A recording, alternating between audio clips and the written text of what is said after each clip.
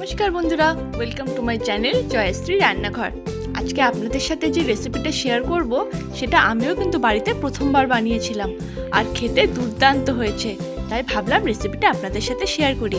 এটা হচ্ছে চিকেন মালাই টিক্কা। চিকেন মালাই টিক্কা বানানোর জন্য প্রথমেই আমি ধনেপাতা, দুটো কাঁচা লঙ্কা আর 5-6টা কাজু বাদামকে একসাথে সামান্য একটু জল দিয়ে পেস্ট বানিয়ে নিলাম। দেখুন, পেস্ট রেডি। এবারে আমি এখানে হাফ কেজি চিকেনের পিস নিয়েছি। আমি এখানে বোনলেস পিস নিয়েছি, কারণ বোনলেস পিসে জিনিসটা খেতে বেশি ভালো লাগে।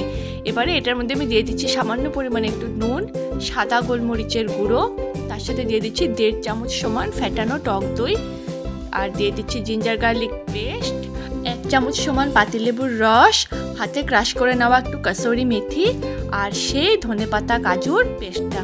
আর এবারে এটাকে একসাথে বেশ ভালো করে আমরা ম্যারিনেট করে নেব। আর এই ম্যারিনেটেড পিসগুলোকে আমরা 1 থেকে 1.5 ঘন্টার জন্য ঢাকা দিয়ে আলাদা করে রেখে দেব। এবার একটা কড়াইতে আমি নিয়ে নিচ্ছি হাফ চামচ মতো বাটারটা মেল্ট হয়ে যাওয়ার পর আমি এখানে চিকেনের পিসগুলোকে দিয়ে দিলাম। তারপরে এটাকে বেশ ভালো করে একটু আমরা নাড়াচাড়া করে নেব, যাতে মশলাটা মাংসটার সাথে বেশ গামাখা হয়ে যায়।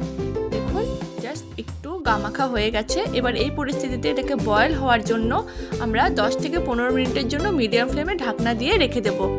15 মিনিট পর ঢাকনাটা তুলে নিয়ে আবারও একটু নাড়াচাড়া করে নেব। আর মশলাটা যখন বেশ একটু ড্রাই হয়ে আসবে, তখন আমরা দেখব যে মাংসটা কিন্তু বেশ সুন্দর সেদ্ধ হয়ে গেছে। এই দেখুন, সুন্দর সেদ্ধ হয়ে গেছে। এই পরিস্থিতিতে এগুলোকে আমরা নামিয়ে নিলাম। আর এইবারে এই চিকেনের পিসগুলোকে আমরা জাস্ট একটা করে এরমভাবে স্টিকটাতে গেঁথে দেব, কারণ এটাকে আমরা এবার রোস্ট করব। আপনাদের কাছে যদি অন্য কোনো স্টিক থাকে, আপনারা সেই স্টিকও কিন্তু ব্যবহার করতে পারেন। তবে আমি এরমভাবে দিলাম আর দুদিকেই বেশ ভালো করে সবগুলো চিকেনের পিসকে গেঁথে দিলাম। এবারে এটাকে রোস্ট করার পালা। আমি এভাবে একটা স্ট্যান্ড বসিয়ে ওভেনে এরকমভাবে হালকা করে দুটো সাইড বেশ ভালো করে রোস্ট করে নেব। তবে আপনাদের কাছে যদি গ্রিলার থাকে, আপনারা কিন্তু গ্রিলারও ইউজ করতে পারেন। আমি এখানে গ্রিলার ইউজ করছি না, আমি এটা জাস্ট ওভেনেই করছি। দেখুন, এরমভাবে ঘুরিয়ে দুটো সাইড বেশ ভালো করে আমরা রোস্ট করে নেব। তারপরে আমি এখানে একটু মেল্টেড বাটার ভালো করে ব্রাশ করে দিলাম। এতে কিন্তু গন্ধটা খুব ভালো আসে টিক্কার। আবার এটাকে উল্টে দিলাম, আর উল্টো সাইডেও আমি মেল্টেড বাটারটা এরমভাবে ব্রাশ করে দিলাম। বাটারটাকে মেল্ট করে নিলে ব্রাশ করতে কিন্তু সুবিধা হবে। আবারও এটাকে হালকা একটু আমরা রোস্ট করে নিলাম। আর ব্যাস, এবার এটাকে আমরা এরমভাবে আবারও একটা ডিশে নামিয়ে নিলাম।